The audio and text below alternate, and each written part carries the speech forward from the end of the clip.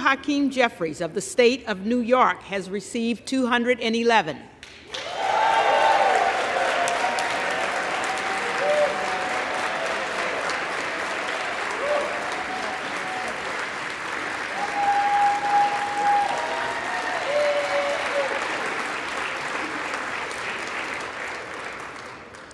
The Honorable Jim Jordan of the state of Ohio has received 4.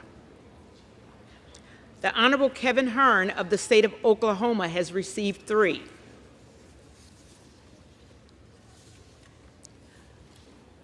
No member-elect having received a majority of the votes cast, a speaker has not been elected.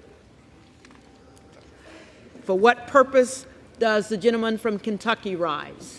I rise on behalf of the Republican Party to nominate Kevin McCarthy for Speaker of the 118th Congress.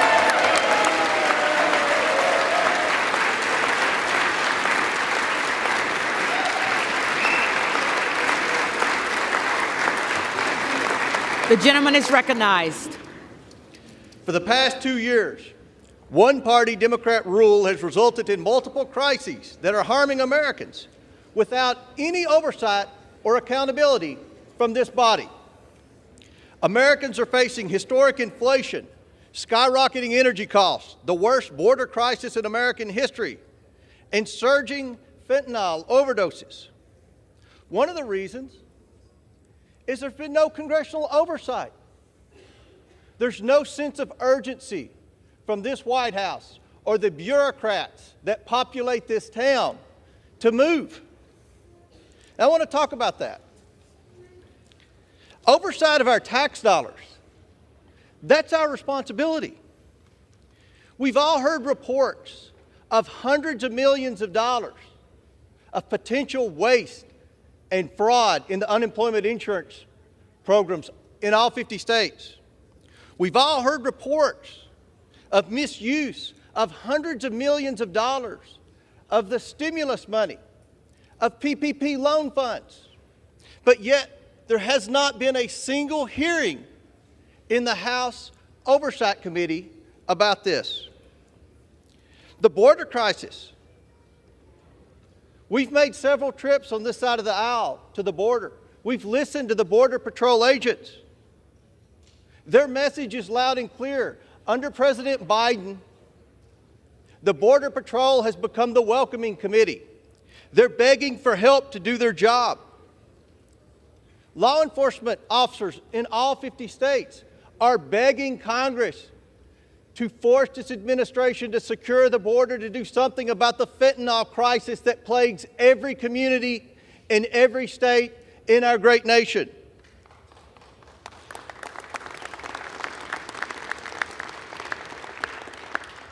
Americans watched in disarray at the debacle in Afghanistan, and Americans were left with many questions. How much equipment was left behind for the Taliban? How many Americans were left behind? The origination of COVID-19. We all know someone personally who lost their life during COVID-19. They deserve answers to what really happened in that lab in Wuhan, China.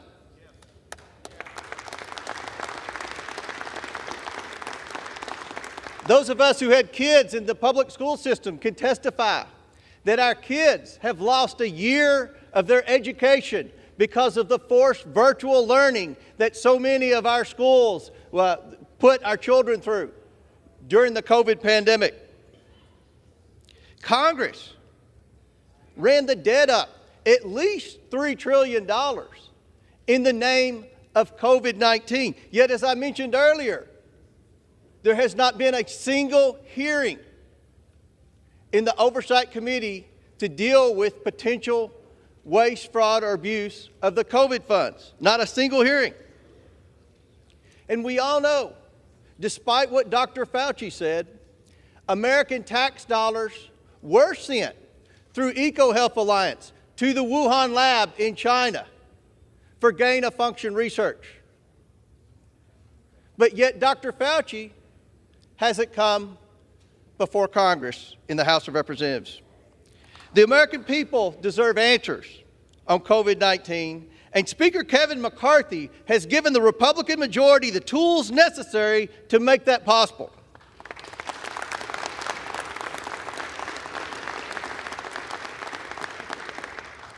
The Democrats have spent the past 6 years investigating a president for potential wrongdoing in Ukraine and Russia. Now let me say this loud and clear. The Republicans will also investigate a president for potential wrongdoing in Ukraine and Russia, as well as China. The American people have a lot of questions for Dr. Fauci, Christopher Wray, Merrick Garland, Secretary Mayorkas. We can't have those questions. We can't ask those questions until we get organized and elect our Speaker. The role of the Oversight Committee under Speaker Pelosi was a full-time committee to harass the previous president, a committee to advocate for wage social issues, which the Oversight Committee had absolutely no jurisdiction, and a committee totally uninterested in the American taxpayer. In a Republican majority under Speaker Kevin McCarthy and many of my friends embedded in these negotiations, the House Oversight Committee, with strong members like Byron Donalds and Andy Biggs and Jim Jordan, will return to its original mission of identifying waste, fraud, abuse, and mismanagement in the federal government and holding unelected bureaucrats accountable. In a Republican majority under Speaker Kevin McCarthy, the forgotten working men and women's voices will finally be heard and represented. And in a Republican majority under Speaker Kevin McCarthy, this broken Congress will finally be fixed, and we will return to regular order, and we will drag those senators kicking and screaming along with us every step of the way.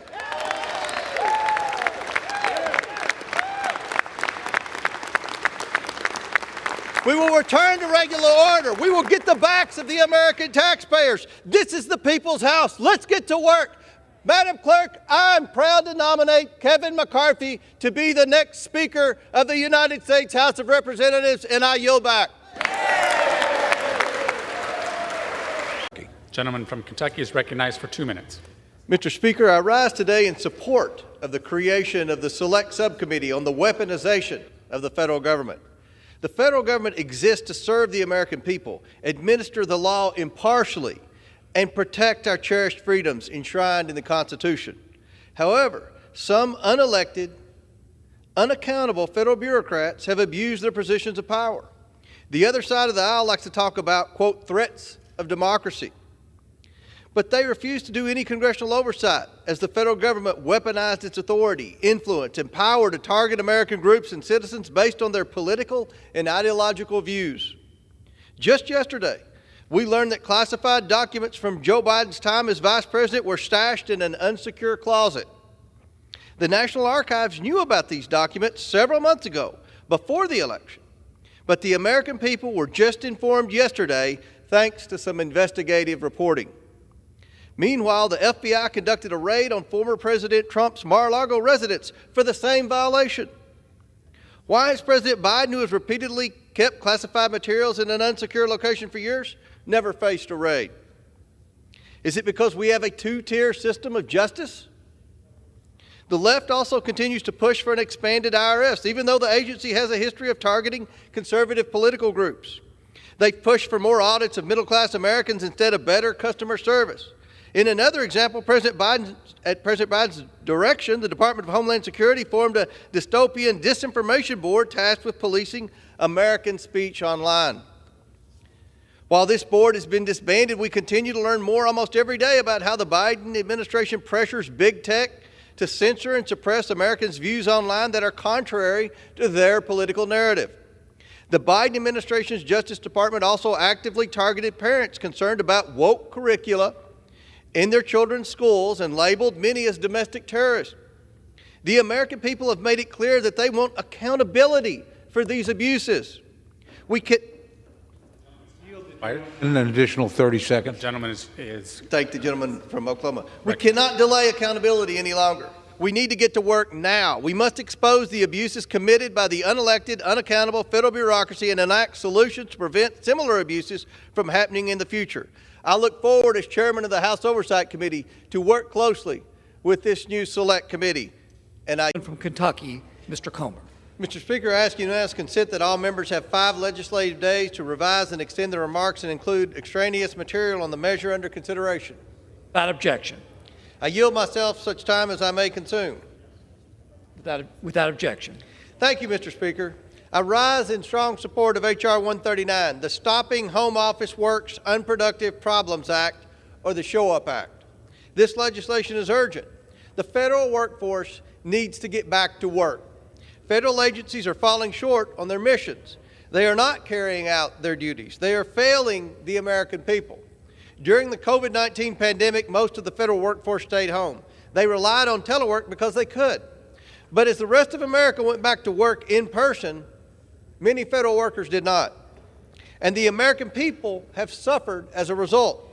They have waited for months for their tax refunds from the IRS. They have waited for months for their Social Security Administration to answer their questions and provide their benefits. Our veterans have even waited for months to get their medical records from the National Archives. The National Archives is responsible for maintaining medical records for our veterans, but our veterans could not get access to these records because the archive staff were at home. This is unacceptable, and it should be downright embarrassing to these agencies. The American people have struggled with high inflation, scarce goods, prolonged and disruptive lockdowns, and other hardships. Meanwhile, the Biden administration has showered federal workers with perks and pay increases, all while working from home. But federal employees not being in the workplace hurt the federal government's ability to achieve its missions and deliver vital programs. House Republicans have fought hard to find out just how much expanded telework has decreased agencies' ability to deliver services to our constituents. And we have tried to get this information from the Biden administration, but to no avail. During the last Congress, as House Oversight ranking member, I wrote to the administration requesting information on federal workforce return-to-work policies. But the Biden administration failed to provide adequate responses to our inquiries. Instead, it kept expanded telework policies in place long after the pandemic was over. And it used its expanded telework policies not to help our constituents, but to help recruit new employees to the federal government. The federal workforce already enjoys many perks not enjoyed by the private sector, including unparalleled job stability, healthy retirement benefits, and a reliable pay growth expectation. One would have thought that, as the pandemic wound down, federal workers would have returned to their offices just as private sector workers across the nation did. But that's not the case. According to the Office of Personnel Management's most recent report on telework, 47% of federal workers teleworked routinely or situationally in fiscal year 2021. That was a 2% increase over fiscal year 2020, the year in which the pandemic struck. According to a Federal Times report this past October, just 1 in 3 federal workers had returned to their office full-time in 2022. But just last week, the Wall Street Journal reported that a new study by Cushman and Wakefield found only 5% of the pre-pandemic workforce returned to work in federally leased buildings in Washington, D.C. in October and November. The federal government's abuse of telework has gotten so bad that Washington, D.C. Mayor Muriel Bowser has called on President Biden to suspend its telework policies for federal workers or turn over federal buildings in D.C. for conversion to affordable housing. And the current OPM director has stated that federal employees are actually getting transfers to agencies where they can telework more, not so they can serve our constituents and the American citizenry the best. The Show Up Act offers a much-needed solution to this problem of federal agencies and federal employees putting their own comfort before our constituents' needs. It requires federal agencies to immediately return to pre-pandemic levels of telework. This ensures that from the day of enactment, priority number 1 for the federal workforce will be prompt and effective service to our constituents, not increasing the perks for an already privileged federal bureaucracy. The Show Up Act also requires a government-wide review of pandemic-era teleworking policies. This will help Congress see how much expanded telework either improved or harmed agency-by-agency effectiveness, costs, and network security across our vast federal government. And the bill would prevent the Biden administration from locking in higher levels of telework until Congress receives detailed plans on how mission performance would be impacted. If the agency's plans show increased telework would substantially improve agency performance, lower agency costs, ensure agency network security, and better disperse federal employees across the nation, then increased telework can then be considered as an option. But not until increased telework has been proven to better serve our constituents and the nation. I urge all my colleagues to support this vital legislation and reserve the balance of my time. Gentleman reserves. The chair recognizes. Today I rise in support of Representative Clyde's House Joint Resolution 26, a resolution disapproving of the District of Columbia's revised Criminal Code Act of 2022. There's a crime crisis in America's capital city. According to the D.C. Metropolitan Police Department, carjackings in the district have increased by 90% compared to this time last year. Total property crime is up 31%, and homicides are up 29%. In fact, D.C. is currently on track to have the most homicides since 1995. But the radical D.C. Council has chosen to prioritize legislation that will turn this crime crisis into a catastrophe. The D.C. Council's progressive soft-on-crime legislation eliminates almost all the mandatory minimum sentencing requirements for violent crimes, and it drastically reduces the maximum penalties allowable to the courts. These changes further embolden criminals to run rampant throughout the District of Columbia. The Act also grants the right to jury trial for most misdemeanor offenses. The D.C. court system is already overloaded. This change will burden the D.C. court system even more, reducing the resources devoting to hearing cases for serious felony offenses. The D.C. Council's legislation is eroding an individual's right to a fair and speedy trial granted to them through our Constitution. All Americans should feel safe in their capital city, but they don't because of D.C. Democrats' leniency towards criminals at the expense of American safety. Ensuring public safety and addressing crime is a cornerstone of the House Republicans' policy agenda. In November of last year, Americans voted for a new majority in the House, a new majority that will address crime head-on to ensure a nation that's safe. This D.C. Council legislation is a brazen rejection of law and order, ignoring the high rates of criminality in the district and doubling down on leniency for society's violent criminals is a dereliction of duty. This terrible policy will impact anyone who steps foot in the District of Columbia, including residents, the commuting workforce, federal government officials, foreign dignitaries, and Americans visiting their nation's capital. If the D.C. Council wants to continue to skirt its responsibility to the people, they will have to answer to this Congress. It should be noted that we in Congress are not alone. The D.C. Police Union, representing 3,500 members, and the National Fraternal Order of Police are strongly in favor of HJ Resolution 26, stating in a recent letter to Congress that the D.C. Act will embolden criminals, dramatically increase crime and violence, and render police officers in the District of Columbia virtually powerless to adequately police the city and keep its residents and visitors safe. This resolution is also endorsed by the National Association of Police Organizations, representing over 241,000 law enforcement officials across America, and the Federal Law Enforcement Officers Association. Additionally, on January 4th, Washington, D.C. Mayor Muriel Bowser took the extraordinary step of vetoing this legislation, calling the proposals controversial and stating that the act does not make the district safer. Mayor Bowser's bold executive veto sent a strong message that the policy proposals of this bill are simply unworkable and unsafe for the district. There may not be much Mayor Bowser and I have agreed on in the past, but today we're on the same page. I call on my colleagues to join me in supporting Mr. Clyde's resolution disapproving of the D.C. Revised Criminal Code Act of 2022. We must ensure these terrible criminal code reforms are not put into place. I reserve the balance of my time. I yield myself such time as I may consume. The gentleman is recognized. Thank you, Madam Speaker.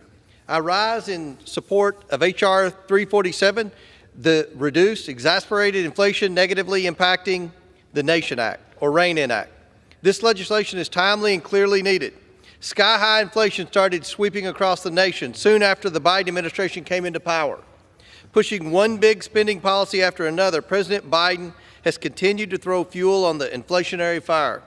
That fire is rapidly consuming the wages of our constituents. They've had to pay higher and higher prices for everything from eggs to electricity, all while inflation pushes their real wages farther and farther behind. But President Biden just does not seem to get it or admit it. At first, he and his administration ignored warnings his policies would spark inflation.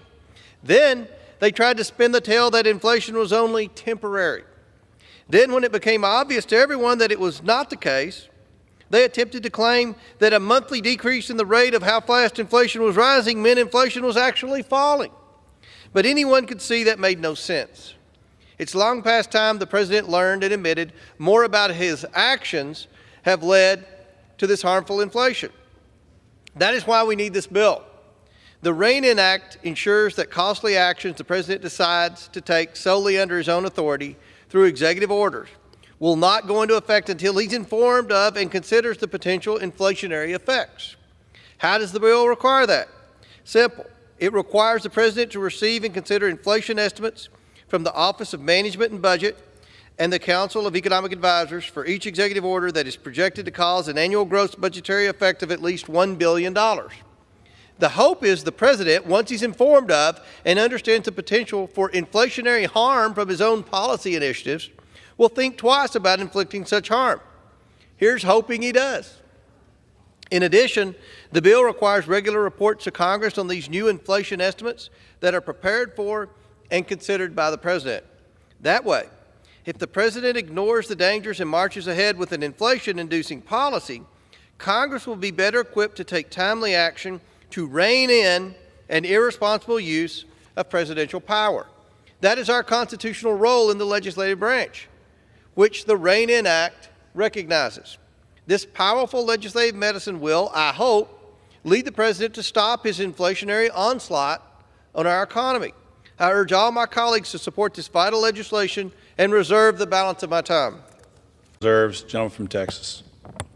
Mr. Speaker, I yield 1 minute to the gentleman from Kentucky, my friend, Mr. Comer. Gentleman's recognized. Mr. Chair, I rise in support of the Roy Amendment. My colleague's amendment removes exceptions in the bill to the requirement that inflation impact assessments be prepared for all major executive orders. With historic inflation created by this administration's inflationary policies as well as the previous House majority's excessive, unnecessary spending spree, historic inflation is harming households across the nation. Our focus should be on doing everything we can to protect our constituents against further inflation. Extending the bill's requirement to all major executive orders is one way we can do that. And that will not unduly burden the president. After all, the bill's requirements do not prevent any executive order from being issued. They just make sure the president is aware of the inflationary impact orders that his orders may threaten. Because I don't think my friends on the other side of the aisle realize how much these orders have impacted inflation.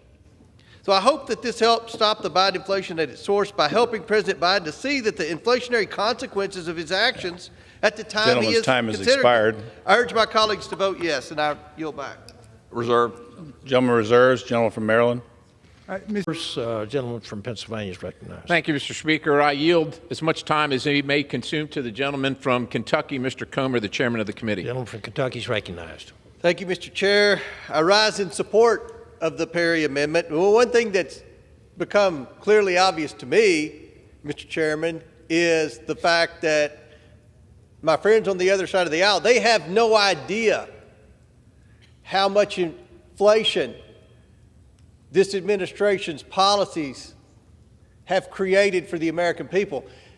That's the perfect reason we need to support this bill as amended if for no other reason so we can help our friends on the other side of the aisle have some type of measurement so they can see how damaging their policies and their out-of-control spending has been on everyday average Americans when they go to the grocery store, when they fill up their gas tank, when they try to pay their rents now. My colleague's amendment is a wise one. This bill requires inflation impact assessments to be prepared for the President's executive orders. But as we all know, the executive branch routinely does as little as possible to comply with assessment and reporting requirements Congress imposes on it.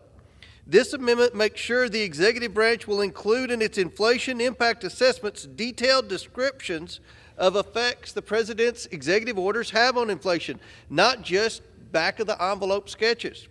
In other words, it makes sure the executive branch will comply with the spirit of the bill, not just its letter. I urge my colleagues to vote yes on the Perry Amendment, and I yield back the balance of my time. Gentleman reserves. Gentleman from Pennsylvania recognized. I reserve. Gentleman He reserves. reserved 118-4. For what purpose does the gentlewoman from Minnesota seek recognition? Speaker, I have an amendment at the desk.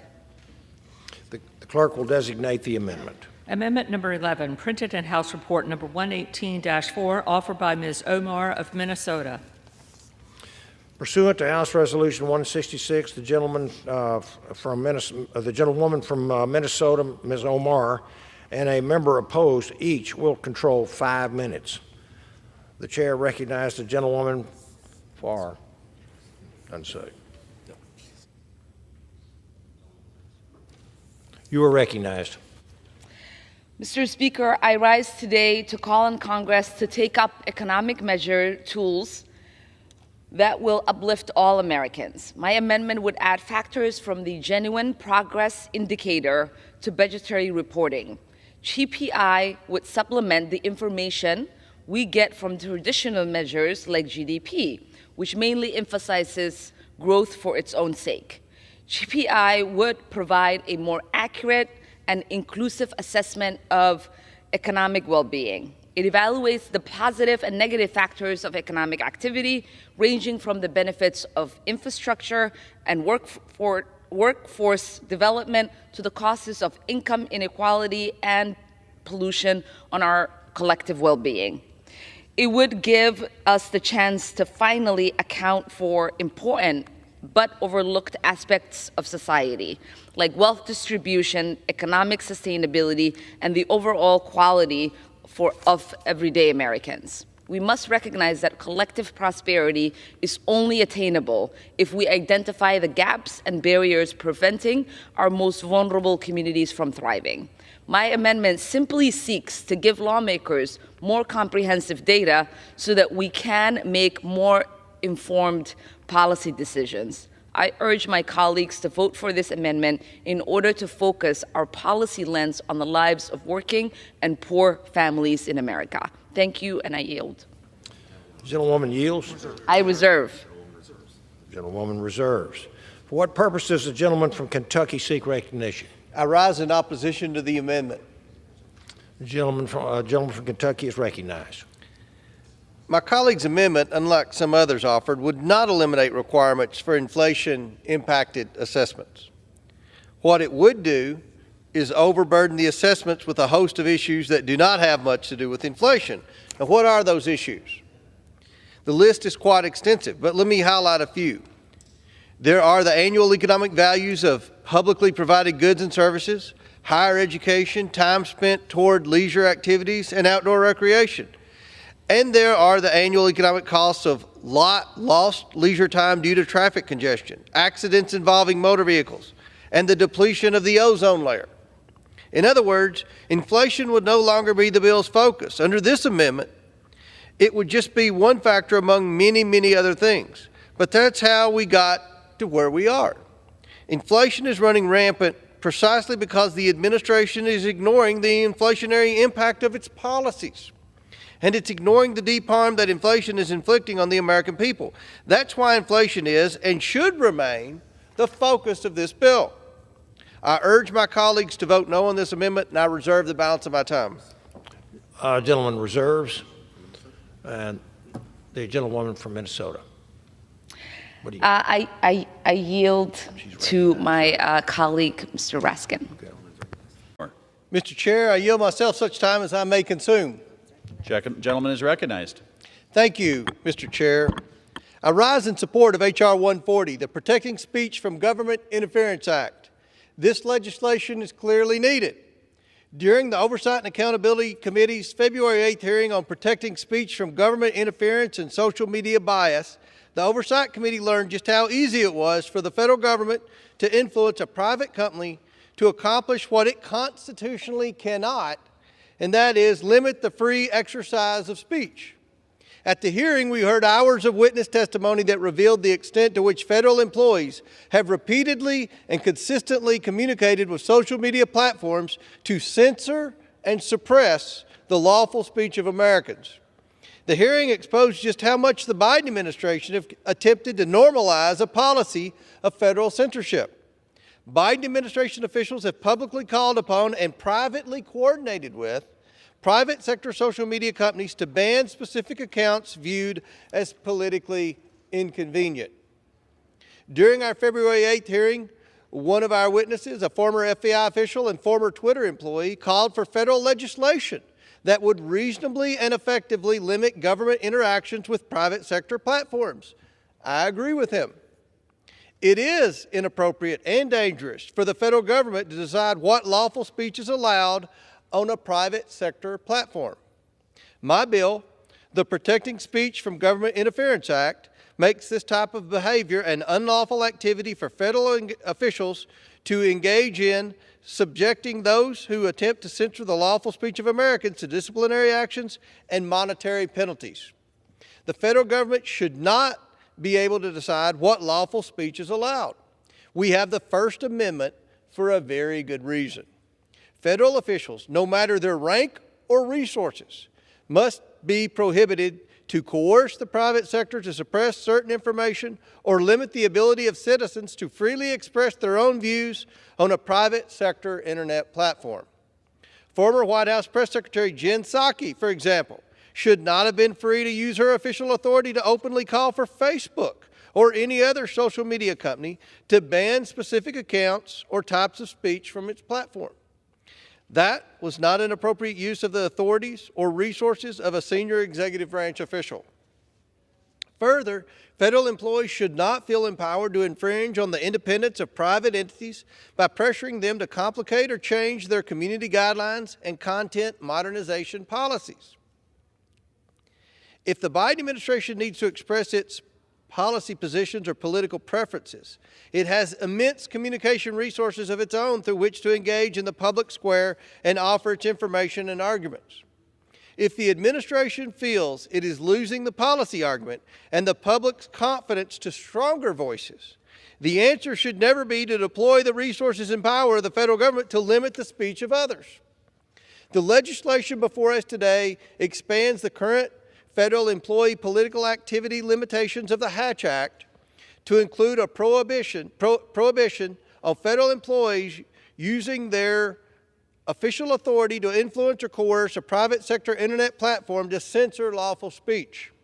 This includes a prohibition on actions that would result in a private sector platform suppressing, restricting, or adding disclaimers or alerts to any lawful speech posted on its platform by a person or entity, whether an ordinary citizen or an established media organization. All Americans have a right to utilize these new and powerful communication technology resources to share their views and opinions without Uncle Sam putting his thumb on the scale to tilt the debate in one direction.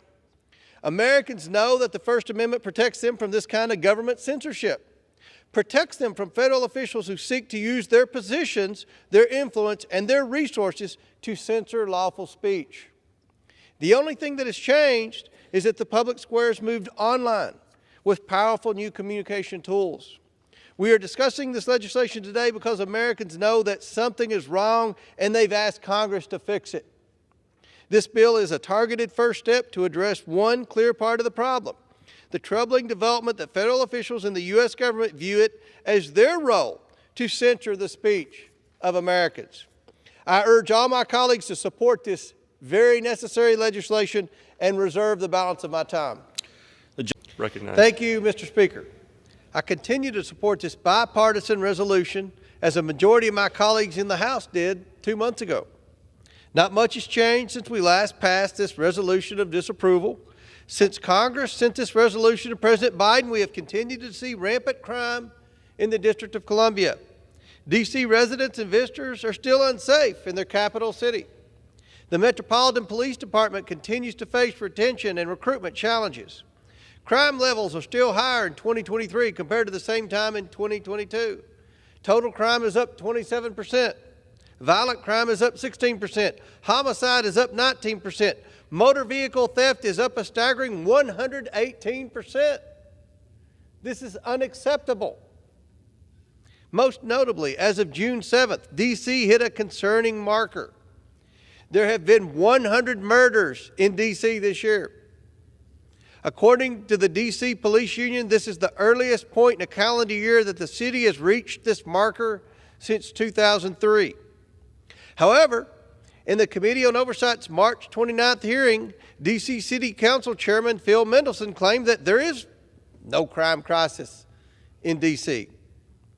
In another Oversight Committee hearing on May 16th, U.S. Attorney Matthew Graves refused to take accountability for his office's failure to prosecute 67% of cases last year. 67%. The D.C. City Council and the U.S. Attorney for the District of Columbia have failed the residents of D.C. Congress has a duty to oversee the nation's capital and ensure its safety for all residents and visitors. It's time for this body to stand up to the criminals. I call on my colleagues to vote in favor of this resolution. The President's veto of H.J. Resolution 42 serves no purpose other than to continue to allow crime to spread and hinder our local police from fulfilling their duties to protect the D.C. community and the nation's capital city. I urge my colleagues to uphold what we in the Senate have done over the last 2 months by voting in favor of this resolution. I yield back the balance of my time. The